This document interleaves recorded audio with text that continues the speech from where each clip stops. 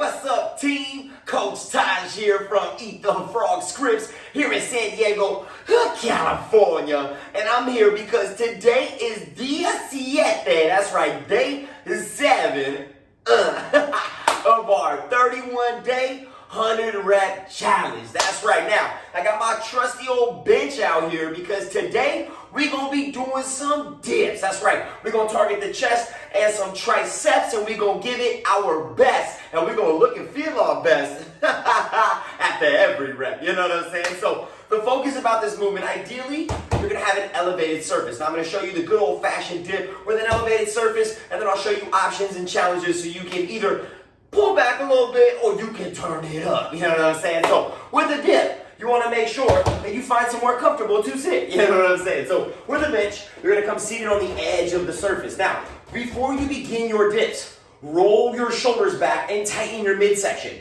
Now, you're going to internally rotate the elbows and externally rotate the fingertips so you can really lock those shoulders back and down, and you can keep those elbows tight. Now, the reason why we want to do that, we don't want to internally rotate the shoulders or round the upper back. So keep your shoulders rolled back, and then I like to screw my hands into the bench. So I internally rotate the elbows, and I externally rotate the fingertips. Now, from here, keeping that upper back active, core is nice and tight, I'm going to bring my butt just shy out from in front of the bench, about an inch. You don't want your butt any further than about an inch out of the bench, because the further you go, the more you internally rotate the shoulders and the more potential injury risk that you create when that rounding and that rotation in the shoulder occurs. So, shoulders roll back, elbows tight, screw those palms in, bring that butt out just slightly, and now you have a couple options with your feet. But before we get there, you're just going to slowly lower yourself down, 1, 2, 3, and then power yourself back up. Now what naturally happens is after a couple of solid reps, you notice that your butt starts to want to fly out away from the surface. So you want to keep your body, once again, as tight to the surface as possible,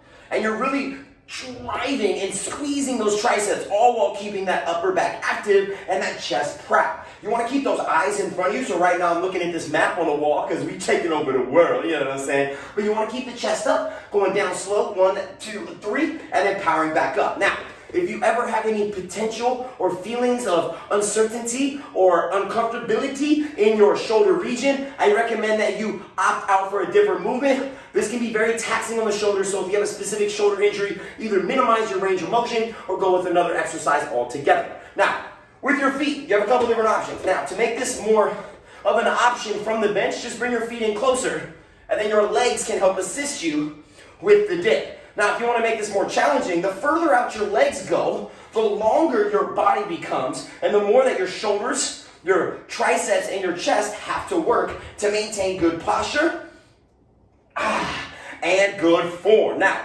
notice, once again, when I'm going down, I'm not flaring my elbows out. Everything's tight. I like to pretend like I got some bad BO, but hey, I don't though, because I use Irish Spring deodorant, smelling fresh, you know what I'm saying? But pretend like you got bad BO and you don't want anybody to smell you. I'm trying to tell you. You want to keep the shoulders back, squeeze it in, and control when you breathe it in. You know what I'm saying? So, once again, nice and slow, upper back active, nice and slow, 1, 2, 3, trying to get those elbows bent as far as you can, and then power back up. Once again, the further the legs or the straighter the legs are, the more difficult these will be, the closer your feet are, the easier these will be. Now, if you find that regardless of where your feet are on the bench, you just feel uncomfortable, or you're just like, Taj, I need another option. Another great option would be come straight to the floor. Come straight to the floor. So you can do dips from a floor position. So, first option, from the floor, shoulders rolled back. You're going to plant those shoulders rolled in, still tuck those elbows, squeeze those elbows in.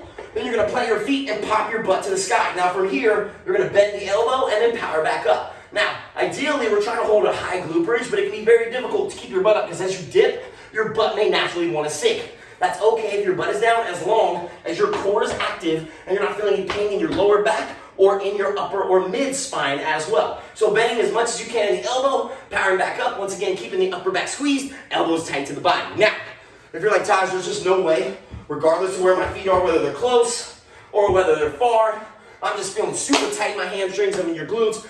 Obviously save those because we got some hammy and glute exercises coming up later during this challenge. Another option would be to stay in the seated position, shoulder roll back, bring the hands back just a little further, and you can lean back and then power up from there. Now, if you want to kind of find something that's an option, or a more of a challenging option, but you don't want to keep your butt off the ground, you can always bring weight either to your waistline or wear something like a weighted vest, or just lean back further. The further you go, the more range you create. And the more you bend those elbows, the more you're gonna have to use those triceps, boom, to power yourself back up. So notice if I lean literally almost all the way back, I'm literally getting that beautiful 90-degree bend in the elbow, which is ideal. Ugh. And that makes more work. And trust me, after 100 reps, regardless if you go with the challenge, the regular dip, or the option, you're gonna find that this can be very, very challenging, especially with that high rep count. Now, if you're like, Taj, when I dip, you dip, we dip. I'm trying to take you on a fitness field trip. You know what I'm saying? If you're singing that song with me and you want to take it up to that next level with that challenge, a great challenge would be to have 2 surfaces. Let's say like a bench and a couch, a chair and a bed, a desk and a coffee table, whatever. You're going to put your hands on one, and I'm going to need to move this a little closer. But you're going to put your hands on one, and you're going to put your feet on the other, so you're in an elevated situation. Shoulders roll back. Once again, hands placed on that bench. You're gonna bring the feet up. So now you're completely elevated, and you're gonna slowly lower down and then power up from there. Now, if you're doing this and you're like, Taj, I can crank these out all day, baby, all day. Well, guess what you can do? Add a weight to your hips. Add a weight vest. Slow it down. Try to go a little deeper. Pause for one. So there's a lot of different ways. Once again, still want not to get caught too far away. You still want to be close to the bench, but you can 1, 2, 3. Hold for 1, power up for 1. So really try to get that deep, deep depth. Keep those elbows squeezed, power back up, but make it more steady and put your body under more tension for longer periods of time. There are so many different ways that you can manipulate the dip, but ideally you're gonna feel it through the triceps. You're gonna feel it in the chest. You're gonna feel it in the shoulders. You're gonna feel it in the core. You're gonna feel that upper body fire, and you're gonna feel those pores perspire. And you are gonna feel, oh my goodness, so invigorated, so excited, so pumped full of blood, excitement, and enthusiasm that you're gonna wanna tell your friends about it. So, whatever you choose, whether it's the regular dip with the bench, right? Whether it's the regular dip with the bench, whether your legs are extended doing the dip with the bench, whether you're on that seated, you're on the ground and your shoulders roll back if you got your butt up. Let's say whether your butt is down and you're just leaning back like you're a lazy boy, but you ain't a lazy boy, you know what I'm saying? Or let's say you're going with that challenge like I just showed you, and you got those feet elevated, and you're trying to keep that core tight, and you're just working on getting stronger and going for longer. Whatever you choose, make sure there is no pain. Because it's not true when they say, there ain't no pain, or there ain't no gain without no pain. Trust me, that is not true. Our goal is longevity. Our goal is to be able to do this and stay healthy, stay active, and feel pain-free. We want preventative maintenance. We want to preventatively stay away from those injuries. We want to stay away from those things that may stop us, that may keep us from doing the things that we love with the ones that we love. But we want to feel good up above. You know what I'm saying, baby? So once again, it's Taj Rockitt, a.k.a. Mr. Highly Motivated, a.k.a. Eat the Frog Fitness Scripps here in San Diego, California. I recommend you go get it in. But hey, I'm going to knock out my dips, because when I dip, you dip, we dip. You know what I'm saying, baby? Hey, let's go.